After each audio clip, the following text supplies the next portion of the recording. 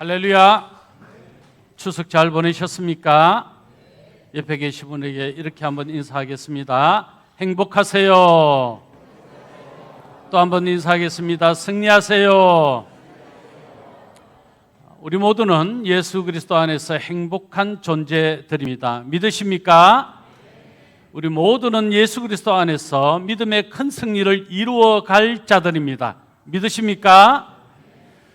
오늘 우리가 읽었던 시편 96편은 복음의 본질을 노래하는 찬양 시입니다.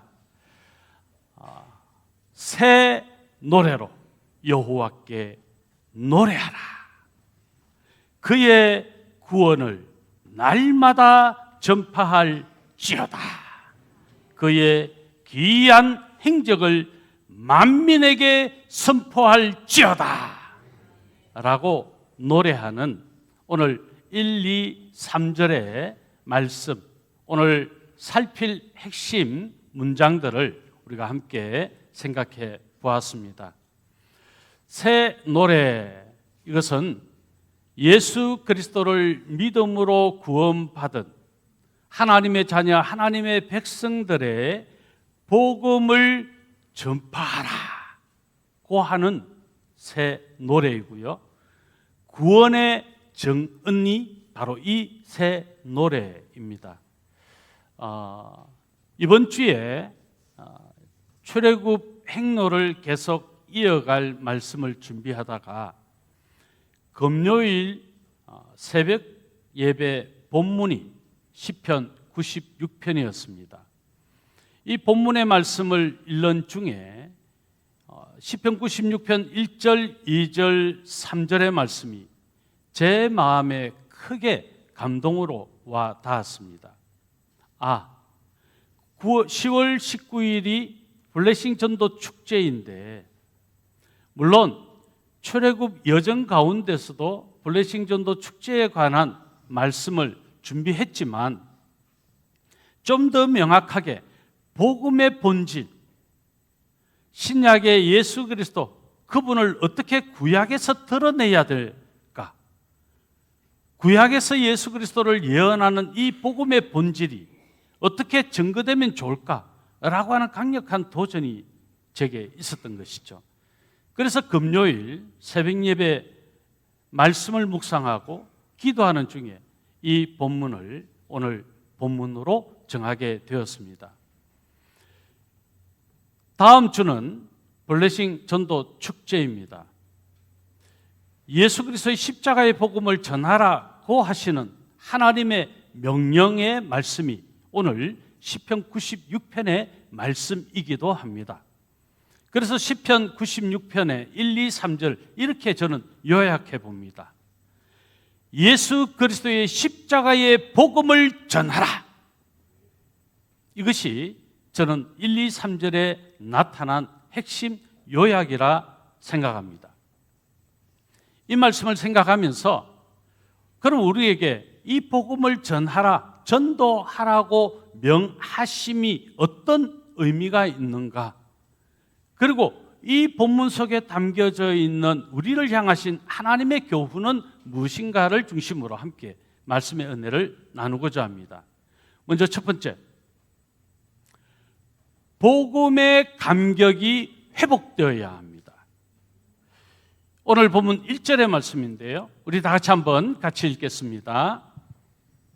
새 노래로 여호와께 노래하라. 온 땅이여 여호와께 노래할지어다.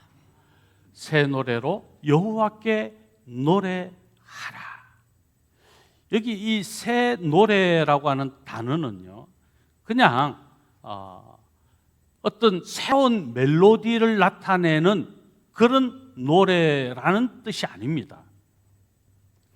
죄 사함이 이루어지고 그래서 구원받은 감격이, 복음으로 말미암아 내게 주어진 그 기쁨이 내 모든 삶을 통해서 하나님 앞에 고백되는 것, 이것이 새 노래입니다.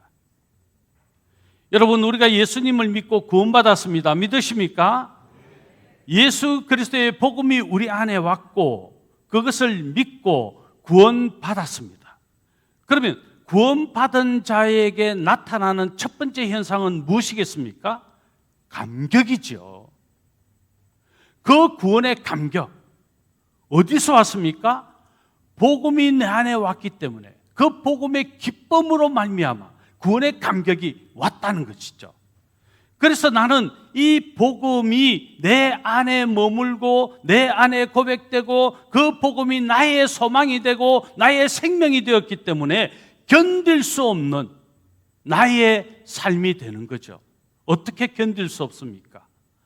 복음으로 구원받아 새 생명이 된 내가 그 복음을 나타내지 아니하고서는, 내 삶을 통해서 드러내지 아니하고서는 견딜 수 없는 존재가 되어졌다.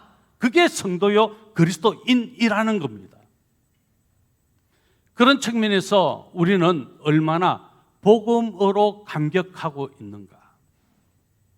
정말 내가 복음의 그 기쁨이 내 안에 충만한가. 그래서 정말 내가 구원받은 자답게, 내가 하나님의 자녀답게, 내가 저 천국을 소망하는 사람답게 내가 이 땅에서 살고 있는가 한번 점검해 볼 필요가 있겠죠.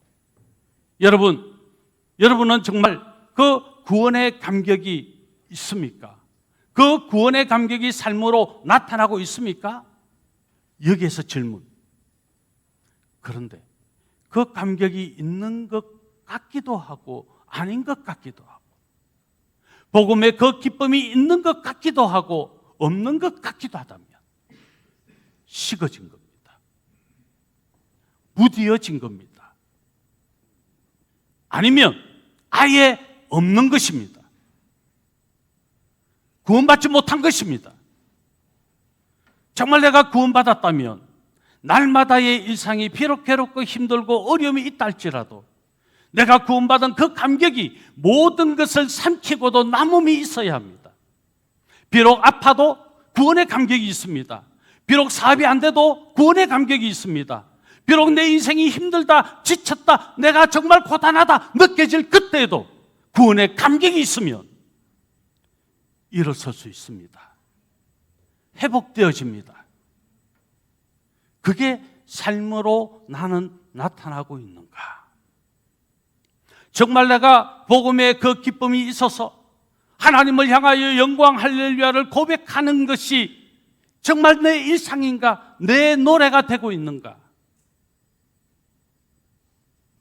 괴로울 때도, 슬플 때도, 힘들 때도, 기쁘고 좋을 때도 언제나 나는 마치 하나님의 그 영광을 호소하듯 드러내며 흥얼거리고 살고 있는가? 그런 삶이 내 삶인가 하는 거죠. 사실 이 시는요, 다윗의 때로 아마 지어진 시라 그렇게 추정합니다. 적군들과 싸워서 전쟁에서 승리했을 때, 만약에 적군, 다른 민족, 다른 나라와 싸워서 패배하면 패배한 그 나라는 멸망당하는 거예요. 완전히 끝나는 것이죠. 그런데 그 전쟁에서 이기게 되면 어떻게 되는 것입니까? 그 나라의 영토와 그 나라의 주권과 그 나라의 국민들을 다 자기의 나라로 귀속시킬 수 있는 것이죠. 승리의 전쟁은 그렇게 좋은 것입니다. 그러나 패배는 심판이고, 패배는 멸망이고, 패배는 끝없는 슬픔이 되는 것이죠. 여러분, 이런 그림을 좀 그리면서 생각해 보세요. 이스라엘 백성들이 적군과 싸워서 승리했다. 그 구원의 기쁨, 그 구원의 감격이 얼마나 크겠어요. 아마 하나님께서 이스라엘 백성들과 함께 하셔서 그 이스라엘 백성들을 보았던 주변의 국가들은 이렇게 생각했을 거예요.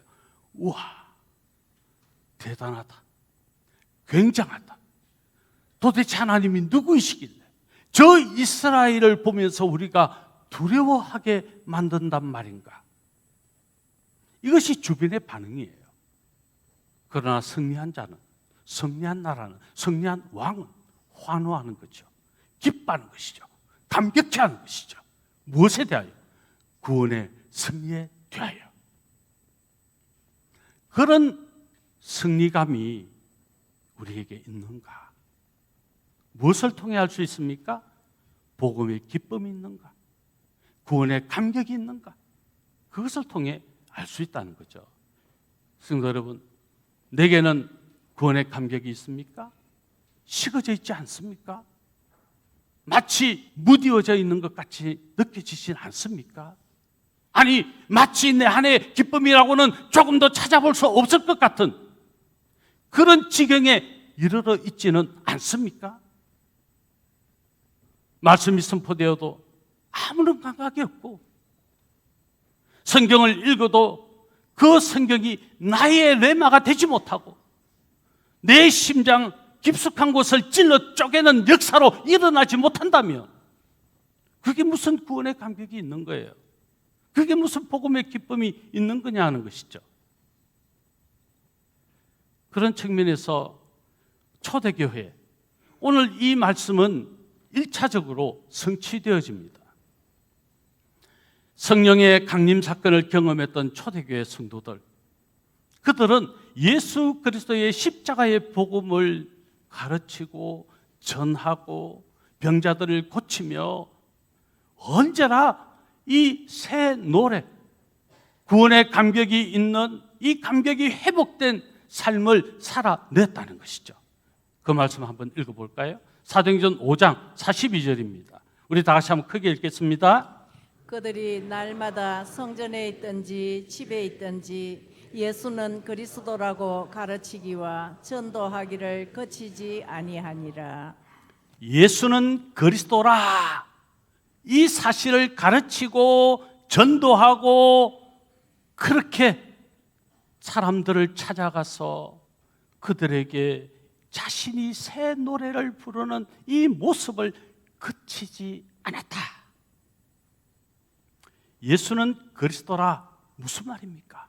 구약에 예언되어진 예수 그리스도, 그분이 바로 메시아이십니다. 그분이 구원자이십니다. 그분이 창조주이십니다. 그분은 장차 심판주로 이 땅에 오실 분이십니다. 우리가 알고 있는 이 복음, 이것이 노래되는 거죠.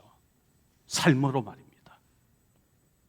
초대교회 성도들은 바로 이 시편 96편의 예언의 성취를 이룬 1차적 성취자들입니다. 자, 그렇다면 오늘 저와 여러분은 2차적 이 예언의 성취자들임을 알아야 합니다. 오늘 저도 여러분도 바로 이 구원의 감격을 가지고 복음의 기쁨을 가지고 새 노래를 삶으로 살아내는 자다. 믿으십니까? 구원의 감격이 있으십니까? 복음의 기쁨이 있으십니까? 회복하십시오. 무뎌졌다면 회복하십시오. 식어졌다면 회복하십시오. 없는 것 같다면 회복하십시오. 그래서 복음을 살아내는 이 감격이 회복되는 오늘 저와 여러분 다 되실 수 있기를 예수님의 이름으로 축원합니다. 영상을 하나 보려 합니다. 조성우 씨인데요. 참 열심 있는, 믿음 있는 기독교인, 정말 뮤지컬 배우이면서 또 여러 배우로서 정말 이름을 알리고 유명한 그런 사람이죠. 자, 우리 한번 이 조성우 씨의 영상을 잠시 한번 보겠습니다. 사자랑 하이에나가 잡아먹어. 그제? 무서워. 지금 이 자리까지 올 수 있었을 것 같아! 나도 한 번에 반만 가져가. 미래자동차, 한겨은행, 장피로 애초부터 비자금 조성은 무당이었다고. 그리고 이거 이 손모가지 이렇게 만든 거 인간.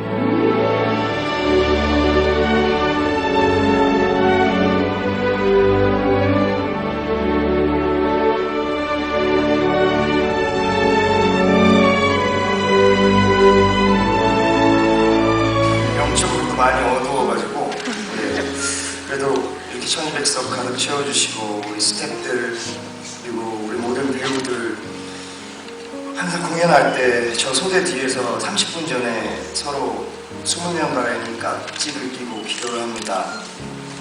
저는 기독교인입니다. 저는 그게 굉장히 자랑스럽습니다. 그분은 예수쟁이라고 하고 뭐 그렇게 표현을 하더라도 제가 하나님 믿는 것은 정말로 너무나 영광스러운 일입니다. 아멘. 주님의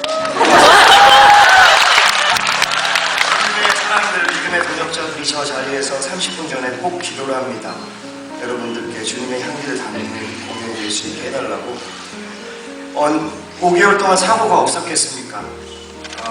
성대 결절도 올 뻔하고 감기도 걸리고 공연을 할 수 없는 상황에도 불구하고 5개월 동안 이렇게 나약한 제가 무사히 마칠 수 있었던 거는 우리 배우들, 스태프들, 그리고 중보해주는 팀들, 저를 위해 기도해주시는 모든 분들 너무 고맙습니다. 그분들이 아니었으면 공연을 잘 마무리 짓지 못했을 것 같습니다. 그래서 제가 첫 공연 때 울었어요. 중보해주시는 분들이 너무 많아서. 네, 1200명의 여러분들 정말 감사드리고요. 여러분들 보내주신 하나님께 진심으로 감사드립니다. 고맙습니다. 이렇게 공연할 수 있게 해주신 진짜 하나님 아버지께 너무 감사드리고 모든 분들께 너무 감사드리고 개인적으로 저는 하나님께 참 너무 감사드립니다. 성령이 오셨네, 성령이 오셨네, 내 주에 보내신 성령이 오셨네. 우리 인생 가운데 친히 찾아오셔서 그 나라 꿈꾸게 하시네.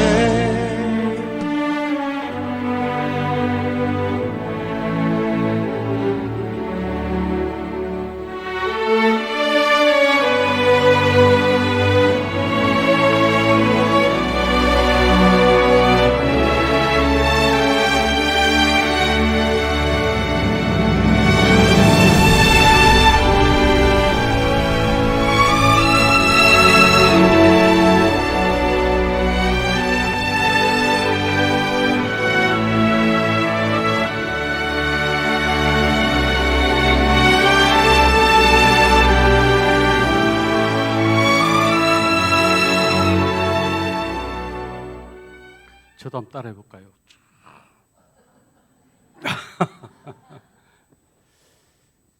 복음의 기쁨이 회복될 때 전도가 살아납니다. 구원의 감격이 회복될 때 전도가 살아납니다.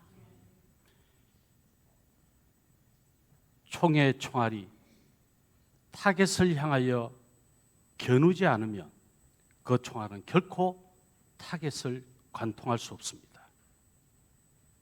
우리의 타겟이 누구입니까? 예수 그리스도를 모르고 멸망 가운데 있는 영혼들 아닙니까? 그들에게 우리는 겨냥해야 합니다. 복음으로. 그리고 전해야 합니다.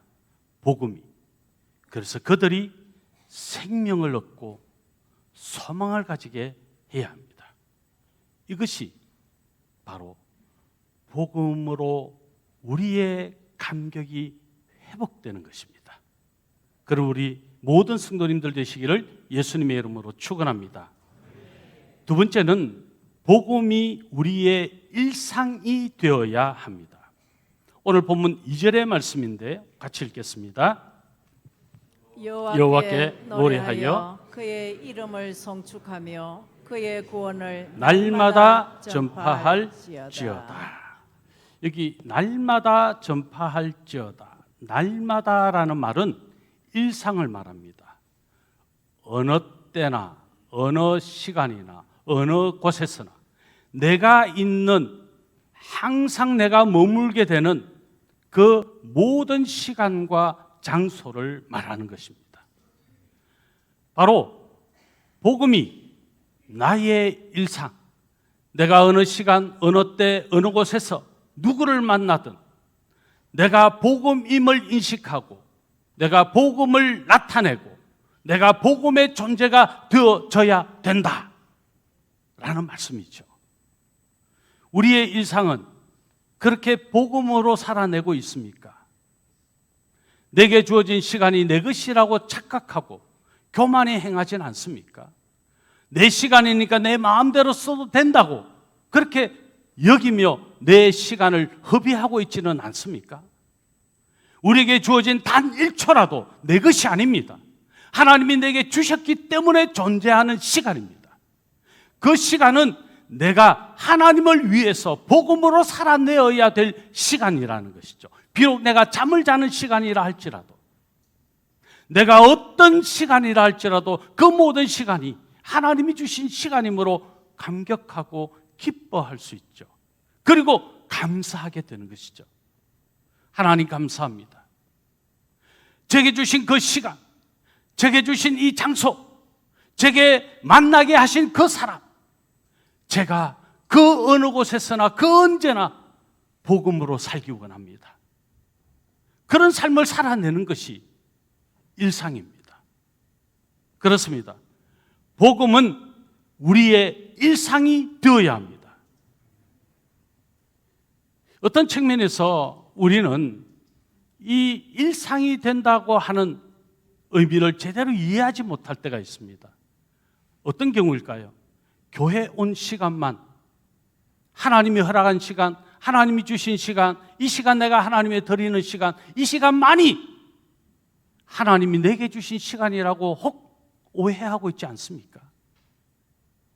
우리의 모든 삶의 영역이 삶의 예배의 장소가 되고, 그 영역이 복음을 전하는 곳이 되고, 그 영역이 바로 복음으로 살아내는 내 삶의 일상이다, 현장이다.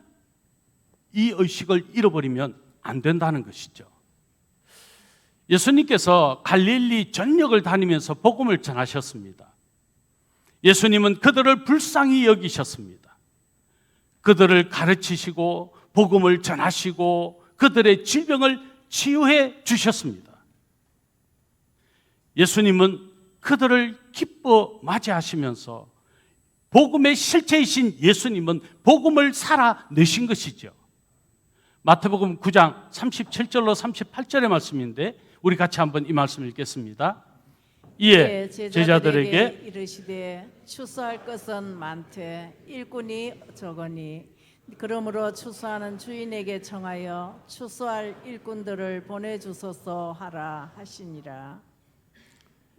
예수님께서는 가는 곳곳에 많은 군중들이 있었고 그 군중들을 긍휼히 여기는 마음, 불쌍히 여기는 마음, 마치 그들의 형편과 그들의 상황이 창자가 끊어질 것 같은 고통을 느끼시는 그런 불쌍함을 가지시고 그들을 만나시고 그들에게 복음의 실체이신 예수 그리스도를 나타내셨습니다.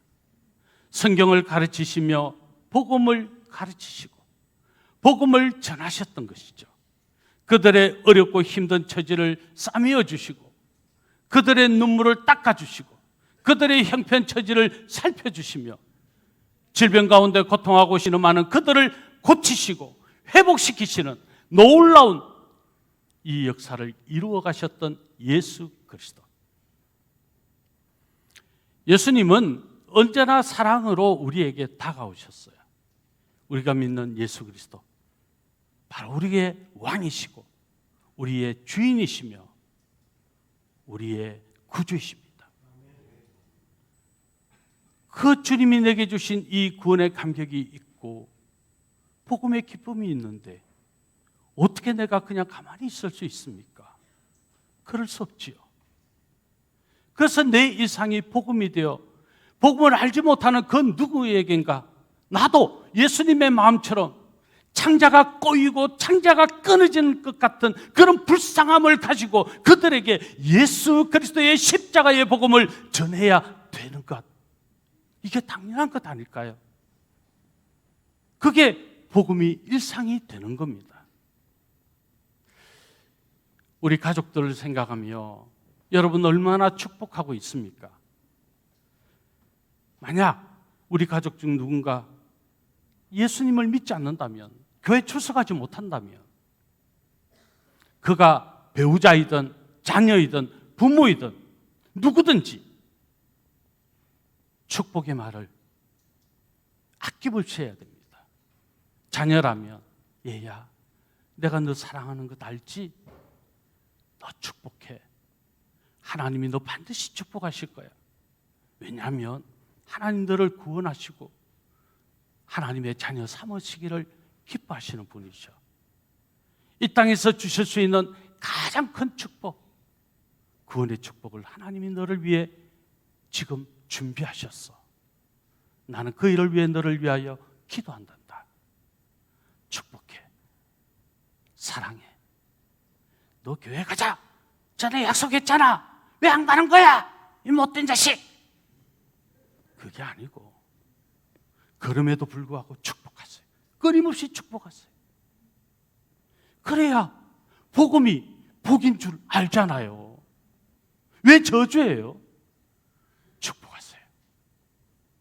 머리를 쓰다듬고 때로는 머리맡에서 잠을 자고 있는 자녀의 손을 얹고 여호와는 내게 복을 주시고 너를 지키시기를 원하며 여호와는 그의 얼굴로 내게 비추어 은혜 받기를 원하고 여호와께서 너에게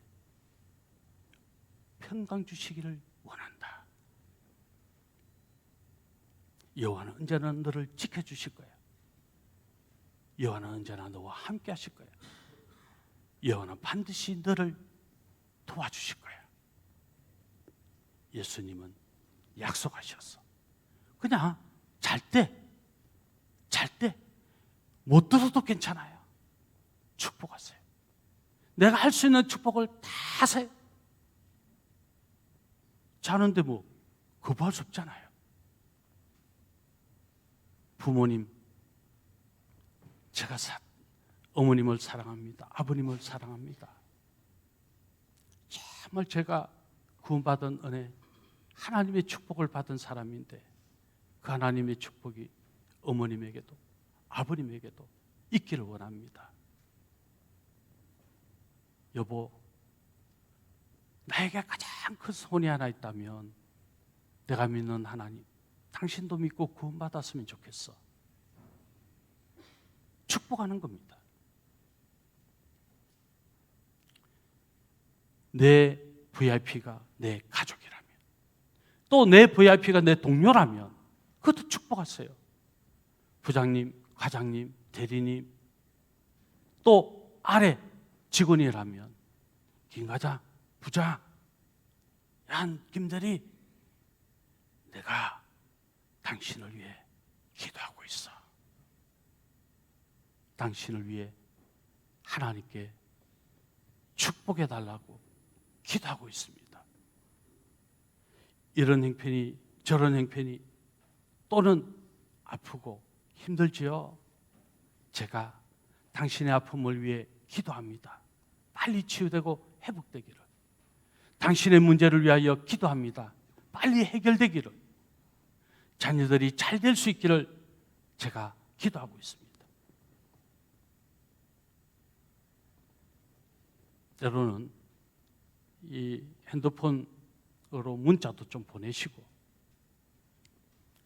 서로 핸드폰 번호가 공유되어 있는 관계라면 자주 문자도 좀 보내시고, 그렇게 내 삶이 복음이 되는,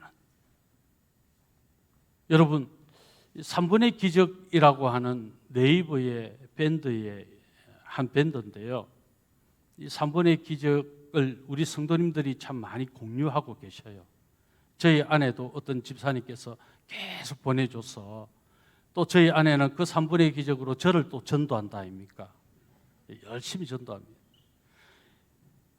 얼마나 감동이 있는지, 하나님이 어떻게 기적을 이루셨는지, 하나님의 은혜가 어떻게 나에게 이루어졌는지, 그런 감동적인 스토리, 그렇게 길지 않는 문장, 그렇게 한편 그냥 링크 사이트, 링크 주소 하나만 보내주면 되잖아요. 그래서 한번 들어가서 그 길을, 감동을 함께 나눌 수 있는 그 길을 우리가 만들어가는 거, 그게 복음으로 사는 거예요. 그렇게 우리의 일상이 복음이 될 수 있기를 예수님의 이름으로 축원합니다. 마지막으로 복음이 우리의 자랑이 되어야 된다 하는 겁니다. 여러분, 마귀는요, 우리가 기도하지 않는 것을 매우 좋아합니다. 마귀는 그래서 기도 안 하는 성도를 비웃습니다. 또 마귀는 전도하지 않는 성도를 보고 뭐라고 합니까? 무관심합니다. 그리고 전도하지 않는 교회, 기도하지 않는 교회를 두고 마귀가 어떻게 생각하고 있을까요? 예, 마귀는 아주 무시하죠. 어떻게 해요? 야, 전도도 안 하고 기도도 안 하는 교회는 아무것도 할 수 없어. 능력이 일어날 수도 없어. 내가 걱정할 이유가 하나도 없어. 그래서 나는 너를 완전히 무시할 수 있어 라고 교회를 향하여 말할 수 있다. 그래서 예수님께서 말씀하신 것, 마태복음 9장 우리가 읽었죠? 37절로 38절에 뭐 하라고 말씀하십니까? 지금 저 추수밭에 추수할 게 너무 많다. 지금 우리가 복음을 전해야 될 영혼들이 너무 많다. 그런데 일꾼이 없네. 일꾼이 없는데 어떻게 추수해? 너희가 일꾼을 보내어 주소서 기도해라 말씀하신 거죠. 여러분, 이 말씀을 우리가 조금 이렇게 한번 적용해 보면 좋겠어요. 우리가 블레싱 전도 축제를 하는데 이 블레싱 전도 축제를 위해서 우리가 당장 해야 될 게 뭐냐? 기도라는 거죠. 전도의 힘을 얻기 위해서는 기도하는 것, 그밖에 없다는 것이죠. 기도하면 어떻게 된다는 것입니까? 저 많은 믿지 않는 영혼들, 그래서 심판받는 멸망당할 그런 영혼들, 그들에게 복음을 전할 수 있는 일꾼을 보내주셔서 하나님 일꾼을 보내주시겠다는 거죠.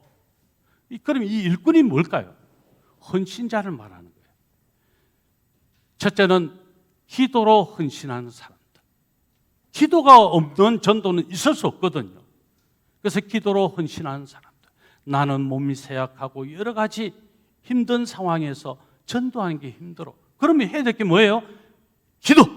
요거는 빠트림 없이 누구든지 할 수 있는 것이잖아요.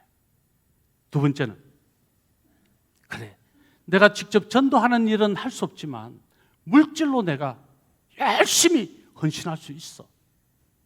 지난해에도 우리 중직자이신 은퇴하신 우리 성도님들이 모금을 해서, 헌금을 해서 시상도 하고 전도 행사에 귀하게 헌신한 것 같이 내가 물질로 헌신하겠다. 세 번째, 나는 전도하는 이 일, 내가 복음을 전하고 내 입술로 그 복음을 전하지 않으면 견딜 수 없어. 그래서 전도하는 일, 내 가까운 사람들에게 끊임없이 전도하는 일을 하는 헌신자, 그들이 일꾼이에요. 그럼 우리가 어떻게 기도해야 된답니까? 그런 일꾼들이 일어나게 세워지도록 교회가 기도해라. 그래서 내일부터 특별 새벽 예배 하잖아요. 3일간. 뭐 안 와도 괜찮습니다. 예, 오실 분들은 오세요. 예. 이왕이면 오시면 더 좋겠고. 기도하자는 것이죠. 여러분, 수력 발전이 어떻게 이루어집니까? 물방울 한 방울 한 방울이 수력 발전을 일으키는 게 아니에요.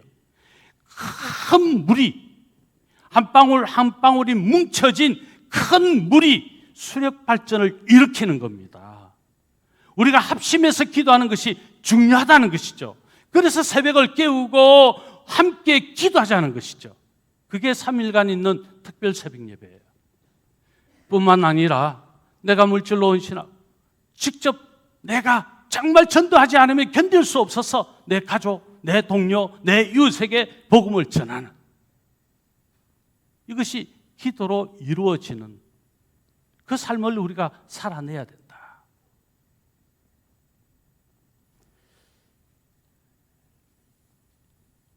왜 그 일을 합니까? 복음이 나의 자랑이니까. 오늘 3절의 말씀인데 같이 한번 읽어보겠습니다. 그의 영광을 백성들 가운데에 그의 기이한 행적을 만민 가운데에 선포할지어다. 이 선포할지어다라는 이 원어의 원형이 사파르란 단어입니다. 이 사파르란 단어는 저하고도 아주 관계가 많습니다. 이 단어는 계산하다, 수를 세다, 기록하다라는 단어인데 또 다른 의미의 뜻은요, 상세하다, 자세하다, 설명을 아주 꼼꼼하게 하다, 이런 의미를 또 함께 가지고 있는 거죠.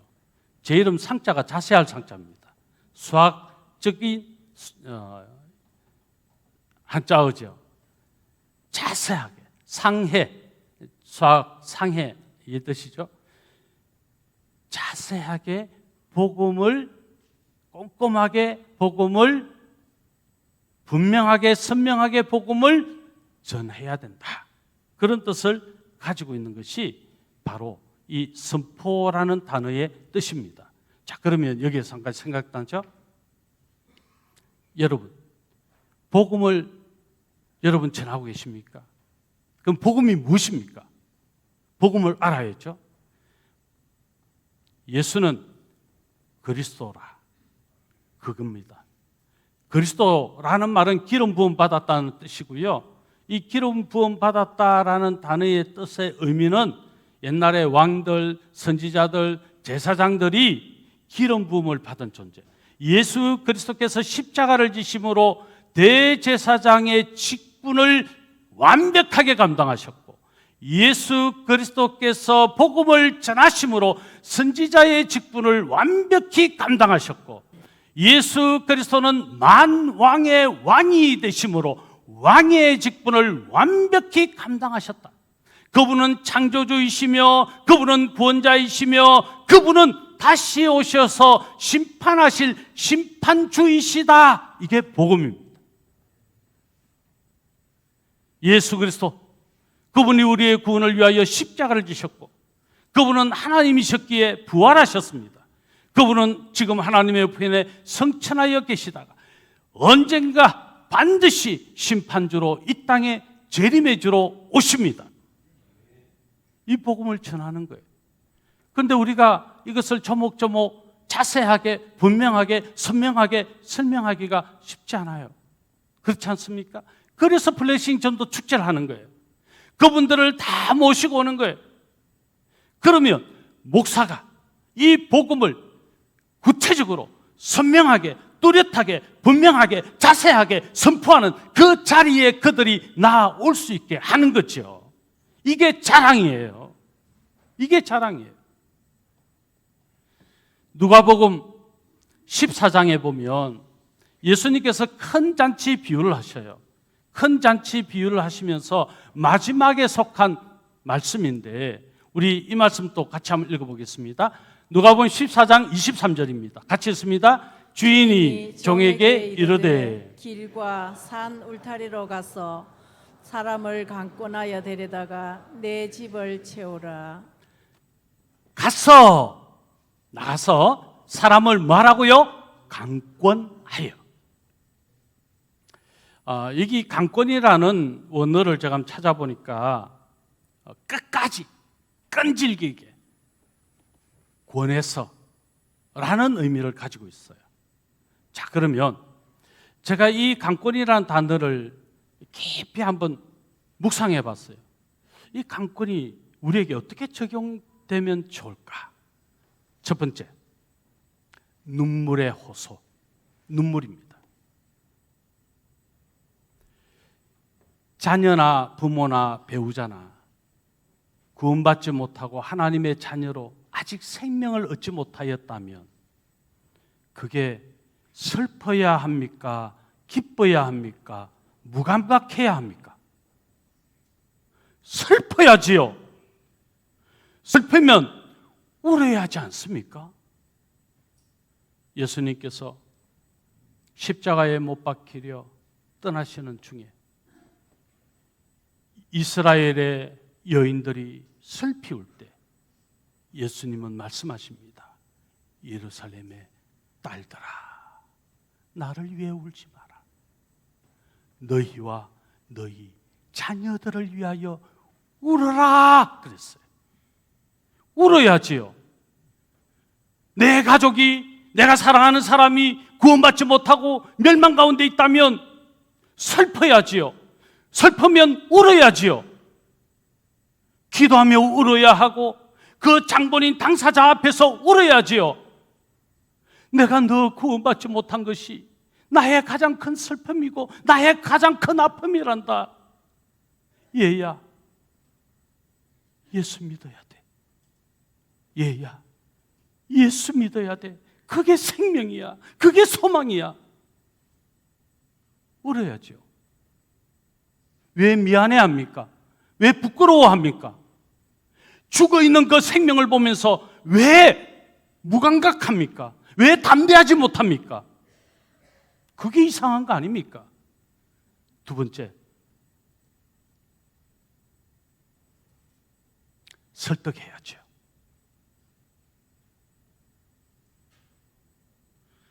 내가 어떻게 말로 설득합니까? 아니죠. 말씀으로. 말씀으로. 그럼 어떻게 말씀을 구체적으로 복음을 듣게 할 수 있습니까?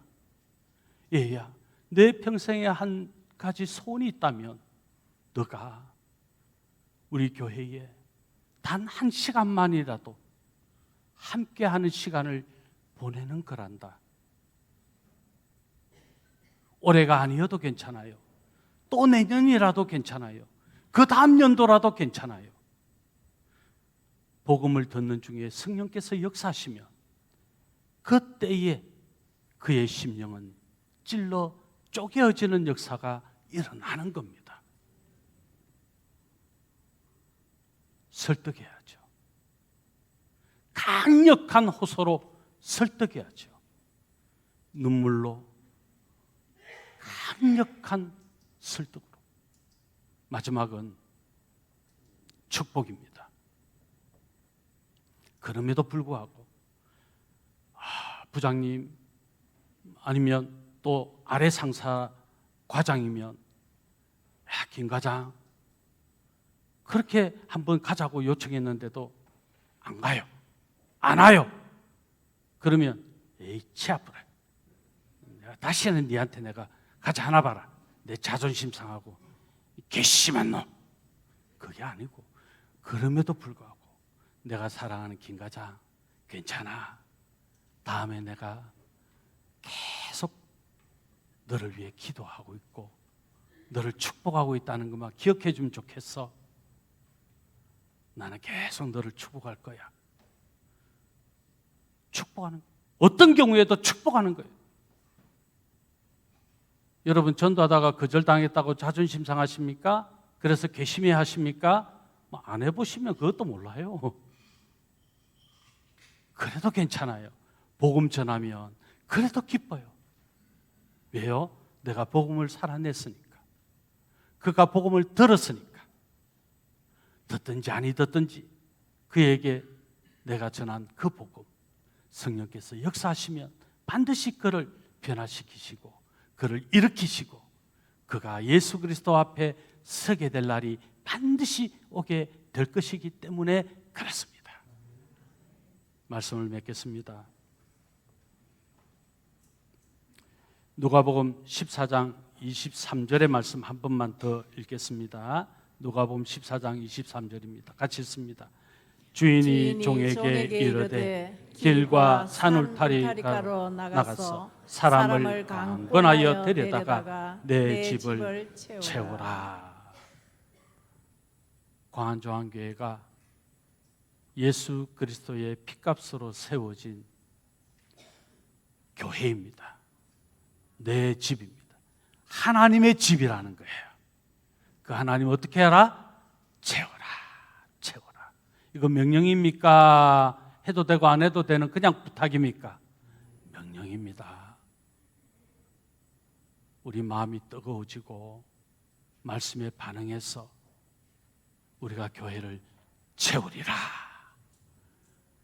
먼저 구원의 감격이 회복되세요.